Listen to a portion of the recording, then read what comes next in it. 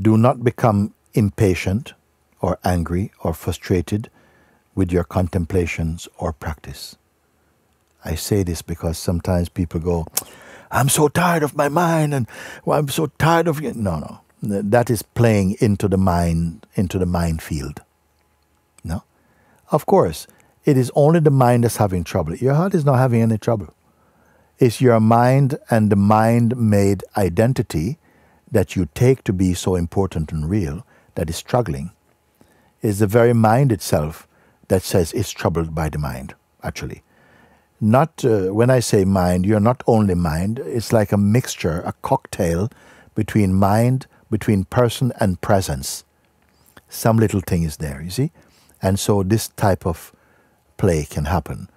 The higher aspect of the self in its manifestation is growing and discovering, but sometimes frustration comes from the mind side.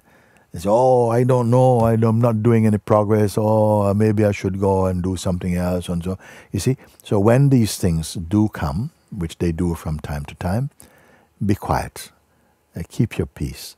Just, if you're quiet, you'll soon notice, it's just my mind. My mind is pretending to be dissatisfied. I say pretending. You hear me? I say pretending. And because you identify with it, you think you are dissatisfied. You must come to know the difference between yourself and your mind. Most people in the world, even the ones who are so gifted to make spaceships and aeroplanes and stuff, they may not know the difference between themselves and their mind. So, you are that which observe your mind. If you mix the two and you believe you are, because this is what a person fundamentally is, mostly is, then what happens is that doubts will follow you around a lot. But when you begin to look from the stage you are now, because you've been following my guidance for a while, so you have developed the capacity within yourself, your deeper powers are being released enough to see and to discern the difference between, this is the mind again. This is ego coming again. Sometimes it's so quick that you feel like you're late. He's already in. The thief is already in the house. But you know what? This is a glass house. It's like a thief in a glass house. So wherever he's hiding, he cannot hide because everything is transparent. This is the gift of your being. You see? Do you understand what I'm saying? Because it's very important that we are understanding that.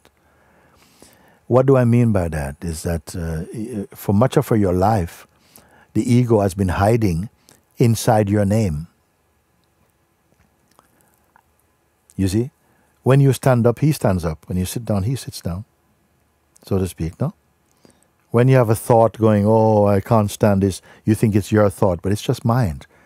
And this has been the relationship we have developed. It's a bad marriage, okay? But you don't even know enough to get a divorce from it. Now you're realizing that actually this is just the way that life works, that the more wise you become to yourself, and no other study in the human kingdom can equip you as well to transcend and to expose the delusion than what we are sharing also. If you are someone, a Christian, Muslim, whatever, you have a relationship with God, you pray, that will help you to clean up and to overcome. That is also for overcoming the ego, by the way, in its purity. It is to overcome the ego and to awaken to God, self, God reality. Here we are also going very direct, because you cannot find truth without the one you call God, meaning the pure consciousness also. It manifests itself in many different forms and in many different ways to guide the different peoples of the world according to their temperament. It gives them their traditions and their particular way that they must search to find it. You see? But we are confused because we believe so much in our personal identity. You think that other ways of thinking are wrong because they're not your way of thinking. This is ignorance, you see. Anyway, that was only my first point. Second point. The ego grew and became strong due to the strength of belief in it. And so it was accepted as who we are and unquestioned for so long. But now, things are changing. Next one. Don't think ego is all bad, horrible, horrible. No, no, no. Initially, it was the I-ego's desire to find the self that brought you so far. Thereafter, or at a certain point, as you grow, it is recognized, the ego is recognized to be an illusion as the real self becomes obvious to itself. Did you understand that one? Very good. Very good. Did you understand that one? I ask again. So it is this, the one who wants to find the truth in the beginning is very necessary. It's even grace, it's blessing that arose in your heart, because earlier than that maybe you had no desire for truth. So it was still the identity at some point was searching to find the truth. And so that began your spiritual journey and quest. But as you developed and became more mature, at some point you look and see, now from this place, this one I see is illusion.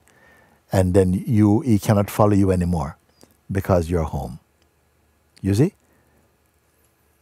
Come on, give me some feedback. I want to look. I don't have to say with words. I want to see that you're understanding. That's it. Okay, now the next point. So, the one who feels stuck or blocked will eventually be exposed to be the false self or ego and will lose its credibility. This will be recognized in the true self. So for sometimes you yourself may have noticed going, I can't get any further, I feel blocked, I don't know what to do, and so on. And why is that so powerful?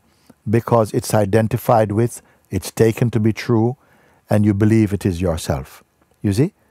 So what I wrote here is that the one who feels stuck or blocked will eventually be exposed to be the false self or ego, and will then lose its credibility, its apparent credibility. This will be recognized when you reach the true self. You will have a chance to later, you can look over these notes again. Next one.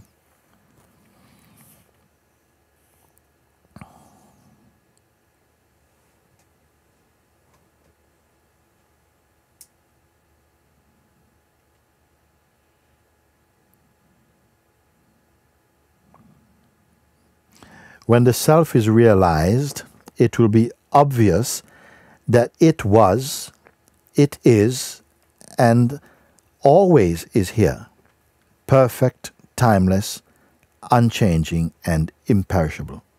You see? As the self is realized, when it is realized, it will be obvious that it was always here. It was, it is, and will always be perfect, timeless, unchanging, imperishable.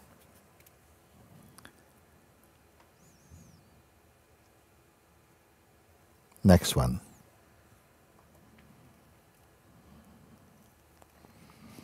If or when it feels difficult or even impossible to surpass the personal identity,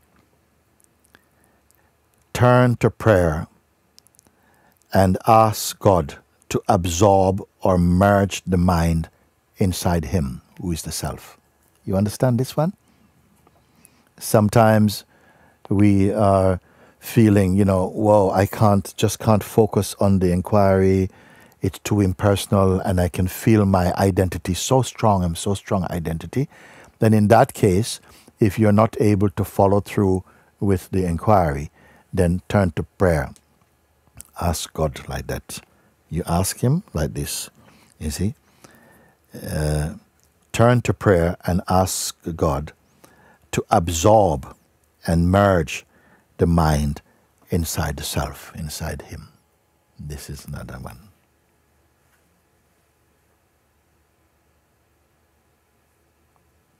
The next one. It is only the mind that believes in the mind. Turn the mind's attention to the heart again and again by remaining mind's formless witness, and it will merge inside the heart gradually. So again, it is the mind that believes in the mind. It is the mind constructed identity that is believing and have a relationship with the mind. Turn this mind's attention towards the heart or the self, as I've shown you. Do it again and again by remaining the witness of the mind itself, and it will gradually merge in the heart and be quiet. Now, I don't expect, as I speak this, immediately it is so. No, sit with it and marinate, look, verify, keep quiet and see, like this. And for now, I'm going to read you maybe the last one.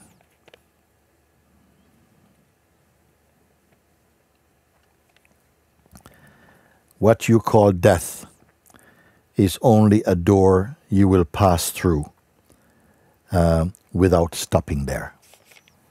What we call death, that terrifies so many people. It's only a door, a curtain.